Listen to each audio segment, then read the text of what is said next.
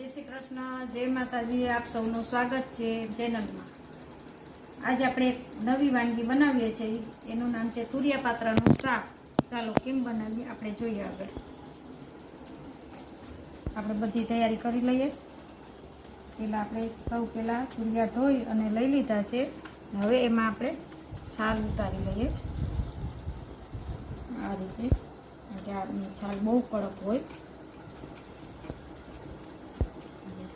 ધીરે ધીરે હવે આપણે નાના નાના ટુકડા કરી લઈએ. આ લીધે બધાય ચાખી લીધા છે. ચાખ્યા વિના, કારણ કે ખબર ન પડે, કડવું આવી જાય તો. નાના નાના ટુકડા કરી લઈએ, કારણ કે ચાખવા તો પડે. ચાખ્યા વિના નકર કડવા આવી જાય તો આપણું આખું શાક બગડે. ચાખી તો લેવાનું છે. હવે આપણે તુરિયાને કટ કરી લીધા છે નાના નાના ટુકડા. હવે આમાં આપણે તુરિયાની છાલ સરસ જાડી જાડી કાઢી લઈશું. આપણે બનાવશું સંભારો તુરિયાની છાલનો. કોણ કોણ બનાવો છો મને કોમેન્ટમાં કહેજો. તુરિયાની છાલનો સંભારો રાઈવાળો સરસ થાય. તો હું તમને બતાવું હમણાં કઈ રીતે બનાવવું. આ રીતે આપણે તુરિયાની છાલના નાના નાના ટુકડા કરી લેવાના.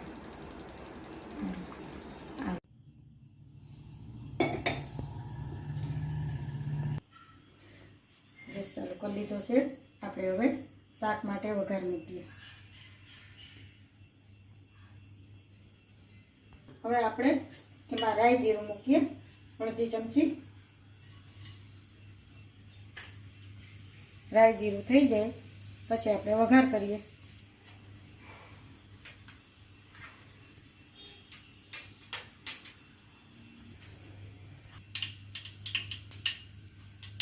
આપણે રાઈ જીરું થઈ ગયા છે. થોડી એમાં હિંગ મૂકીએ. હિંગ સ્ટ્રોંગ હોય તો ઓછી મૂકવાની, બાકી જે વાપરતા હોય એ પ્રમાણે. હવે આપણે સૌથી પહેલાં આપણે ટમેટા વઘારશું. હવે આપણે લસણ મરચું મૂકશું.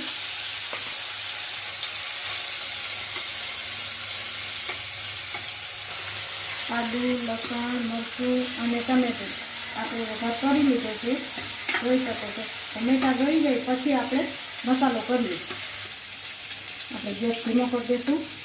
હવે આપણે અડધી ચમચી લાલ મરચું નાખશું. 1 ચમચી આપણે ધાણા જીરું નાખશું અને અડધી ચમચી આપણે નાનકડી હળદર નાખશું. અને સ્વાદ પ્રમાણે આપણે મીઠું નાખશું. કારણ કે પાત્રામાં આપણે મીઠું હોય તો આમાં તુરિયા પૂરતું જ મૂકવાનું છે. જે રીતે તમે ખાતા હોય એ રીતે. હવે આપણે તુરિયાને એકદમ હલાવી લઈશું. ગેસની લો આપણે તેજ કરશું. એ રીતે આપણે હલાવવામાં મસાલો ચડી જાય. આ રીતે આપણે હલાવવાનું થોડી વાર. હવે આપણે થોડીક વાર ઢાંકીને મૂકી દઈશું.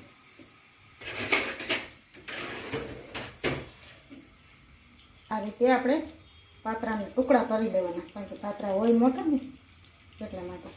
આમાં આપણે પાત્રાના ભાગે પાણી નાખશું, કારણ કે ગ્રેવી થાય ને એ રીતે આપણે એને ઘટ થવા દેવું પડશે. હાલો, શાક થઈ ગયું આપણું. હા, આપણું શાક થઈ ગયું છે કમ્પ્લીટ. હવે એમાં આપણે તુરિયા નાખશું. સોરી, એ આપણે બોલવામાં તુરિયાની અંદર આપણે પાત્રા નાખશું. તુરિયાના શાકની અંદર આ રીતે 2 મિનિટ આપણે હજી એને ઉકળવા દેશું.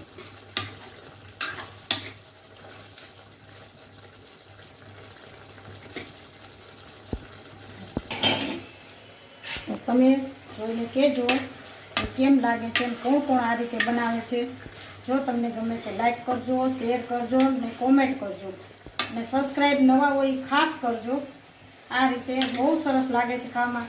પરોઠા, ભાખરી, રોટલી, રોટલા કોઈ પણમાં હાલે. હવે આપણે આમાં સંભારા માટે તેલ મૂકશું.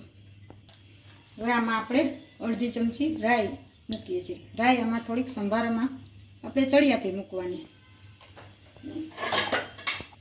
આ મારી સ્પેશિયલ સંભારા માટેની છે. આપણે રાઈ ફૂટી ગઈ છે. હવે આપણે સૌથી પહેલાં મરચું નાખી દઈશું.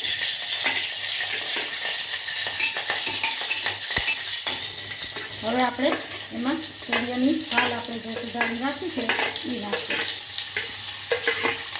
મનતરંગ ચેનલને સબસ્ક્રાઈબ કરજો ખાસ કરીને.